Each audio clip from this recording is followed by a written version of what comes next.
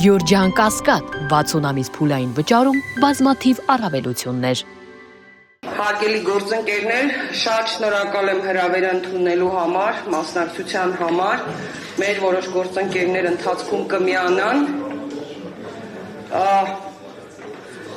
Ինձ համար անկեղծ ասած այնքան լավ օր է այն իմաստով, որ այսքան լավ մարդկանց մի տեղում վաղուց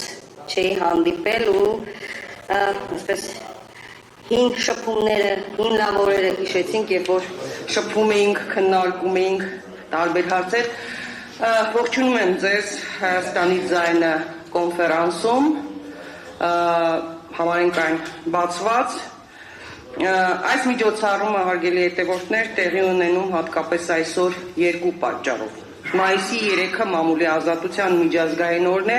եւ ես շնորհավորում եմ զանգվածային լրատվության միջոցների բոլոր աշխատակիցներին, լրագրողներին, խմբագիրներին, տեխնիկական անձնակազմերին,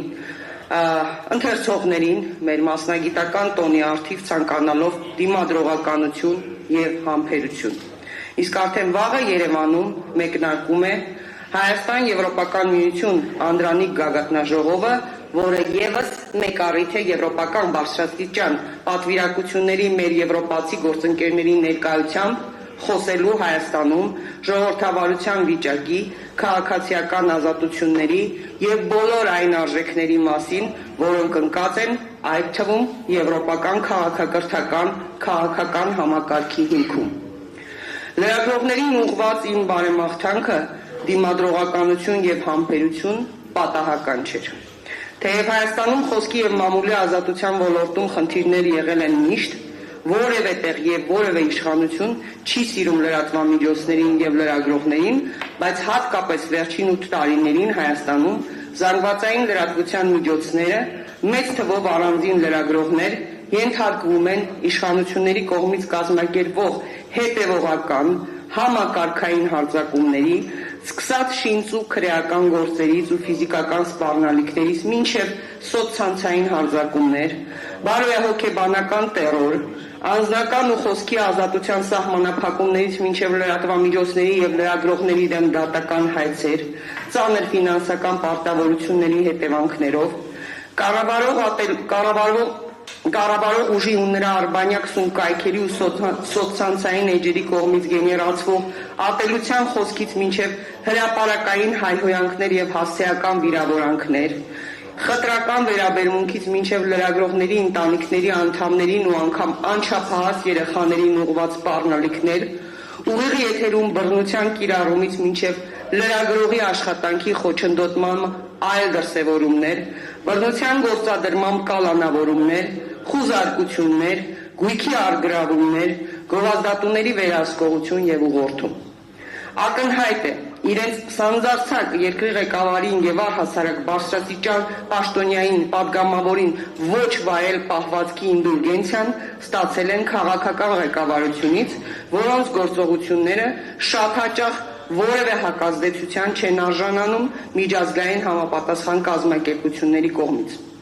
Այդ մասին վկայող բավական խոսուն ապացույց է այն, որ Հայաստանը մամուլի ազատության համաշխարհային վարկանիշում էական վատթարացում է արձանագրել 34-րդ տեղից նահանջելով 50-րդին։ Ըստ լրագրողներ առանց սահմանների կազմակերպության 2026 թվականի զեկույցում նրանք այդ մասին նշել են, մեր մեդիա դաշտը մնում է ծայրահեղ բևեռացված, իսկ լրագրողները դառնում են ատելության խոսքի եւ քաղաքական ճնշումների թիրախ։ Այս ցուցանիշը սակայն ցանկում Հայաստանի դիրքը ներկայացնող թիվ չէ։ Դրա հետևում լրատվամիջոցների ու լրագրողների դեմ հաշվեհարդարների տասնյակ փաստեր են, մեր գործընկերների դեմ հարուցված քրեական գործեր, դատավարություններ, ֆիզիկական բռնության սպառնալիքներ։ Միայն 2025 թվականի ընթացքում ավելի քան 17 լրատվամիջոցի դեմ 37 հայցադիմում է ներկայացվել։ Վիրավորանք կամ զրպարտություն համարվող տեղեկությունները հերքելուց զատ նաև գումարային ահռելի պահանջ է ներկայացվել լրատվամիջոցներին։ Այդ գործերով 17 լրատվամիջոցից պահանջում են ավելի քան 66 միլիոն 700 հազար դրամ փոխհատուցում, որը չի ներառում դատական ծախսերը։ Բազմաթիվ են լրագրողների դեմ պաշտոնյաների կողմից անձամբ կամ իրենց թիկնապահների միջոցով բռնություն կիրառելու դեպքերը, մեր մի շարք գործընկերների ապօրինի կերպով արգելել են լուսաբանել պետական հաստատությունների աշխատանքները, պաշտոնյաների կամայական որոշումներով դադարեցնելով նրանց հավատարմագրումը։ Մամուլի դեմ իշխանությունների արշավն ունի համակարգված հետևողական բնույթ։ Այս դեպքերը պետական մակարդակով զանգվածային լրատվամիջոցների դեմ վարվող քաղաքականության առանձին դրսևորումներ են։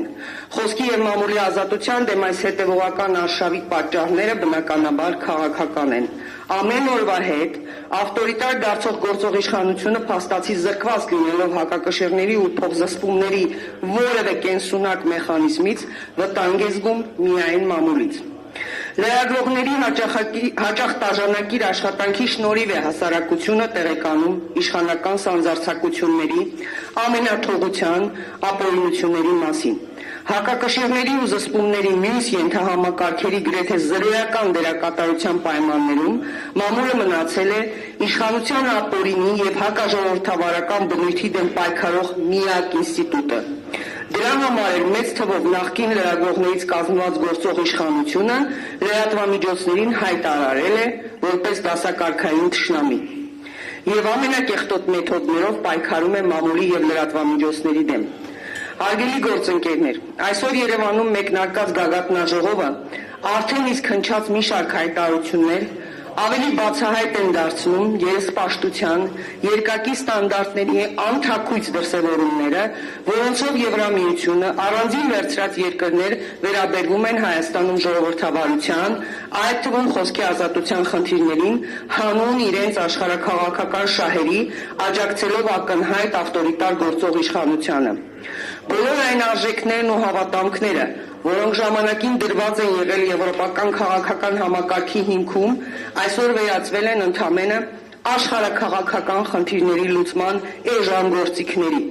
Մեր խնդիրն իհարկե եվրոպական պատվիրակություններին բողոք ներկայացնելը չէ։ Նրանք առաջնորդվում են ոչ թե ժողովրդավարական արժեքներով, այլ աշխարհաքաղաքական շահերով, որոնք ենթադրում են գործող իշխանության աջակցություն եւ նաեւ առաջիկա ընտրություններում։ Առաջին հայացքից կարող է տարօրինակ հնչել, բայց այսօր այստեղ բարձրաձայնելով Հայաստանում ժողովրդավարության ազատությունների խայտառակ վիճակի մասին, մենք անուղղակիորեն պաշտպանում ենք հենց եվրոպական արժեքները եւ պաշտպանում ենք եվրոբյուրոկրատիայի երեսպաշտությունից։ Իսկ մեր աշխատանքի նպատակը ժողովրդավարության, իրական ժողովրդավարության պաշտպանությունն է, որը չի կարող գոյություն ունենալ առանց ազատ խոսքի եւ լրատվամիջոցների։ Հայաստանի ժուրնալիստների միությունը առանձնահատուկ շնորհակալություն է հայտնում իր միջազգային գործընկերներին եւ լրագրողների եվրոպական ֆեդերացիային եւ լրագրողների միջազգային ֆեդերացիային, նրանք մշտապես եւ համարժեք արձագանքել են մեր ահազանգերին, քանիցս հանդես են եկել ընդդեմ հայաստանյան լրատվամիջոցների, լրագրողների, հաղորդավարների նկատմամբ իշխանությունների կողմից հակաիրավական գործողությունների, քաղաքական հետապնդումների։ Որոշ դեպքերում նրանք Հայաստանի իշխանություններին ուղղված շատ խիստ առաջին մակարդակի ահազանգ կոչով են հանդես եկել, քայլեր ձեռնարկելու կոչերով դիմելով նաեւ Եվրոպայի խորհրդին, լրագրողների անվտանգության հարթակին, որը եւս քանիցս առաջին կարգի ահազանգեր է հնչեցրել։ Այսօրվա կոնֆերանսում մենք խոսելու ենք սակայն ոչ միայն մամուլի դեմ կիրառվող բռնաճնշումների սահմանափակումների, այլ ավելի լայն համատեքստում քաղաքացիական ազատությունների վիճակի մասին։ Ուրախ եմ, որ մեր կոնֆերանսին բացի գործընկեր զանգվածային լրատվամիջոցներից մասնակցում են նաև հեղինակավոր իրավապաշտպաններ, փաստաբաններ, որոնք վստահ եմ իրենց զեկույցներում, ելույթներում իրավիճակը լավագույնս կներկայացնեն, հատկապես մարդու իրավունքների ու ազատությունների իրական վիճակը Հայաստանում։ Մաղթում եմ բոլորիս արդյունավետ աշխատանք եւ ներկայացնեմ մեր կոնֆերանսի բանախոսներին։ Սիրանուշ Սահակյան, միջազգային եւ համեմատական իրավունքի կենտրոնի նախագահ իրավապաշտպան, մարդու իրավունքների եվրոպական դատարանում հայ գերիների ներկայացուցիչ, Ջոն Այբդերը, որը ներկա կգտնվի մեր կոնֆերանսին իր ուղերձով, Քրիստոնեական համերաշխություն միջազգային իրավապաշտպան կազմակերպության նախագահ իրավապաշտպան պարոն Ռոբերտ Ամստերդամ, իրավաբան եւ մարդու իրավունքների միջազգային պաշտպան,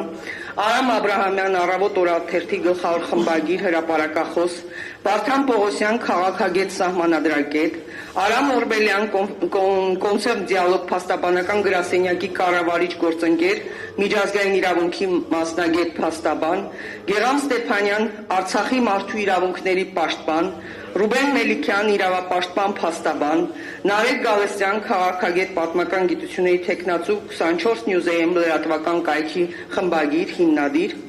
Հովանես Խուդոյան փաստաբան իրավապաշտպան, Կարեն Վրթանեսյան քարոզչության ոլորտի հետազոտող փորձագետ։ Մեր կոնֆերանսը համարում եմ բացված եւ այժմ որպես առաջին ելույթ կխնդրեմ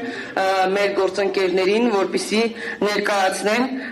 քրիստոնեական համերաշխություն միջազգային իրավապաշտպան կազմակերպության նախագահ իրավապաշտպան պարոն Ջոն Այբների ուղերձը, տեսաուղերձը ուղղված կոնֆերանսի մասնակիցներին եւ նրա ելույթը։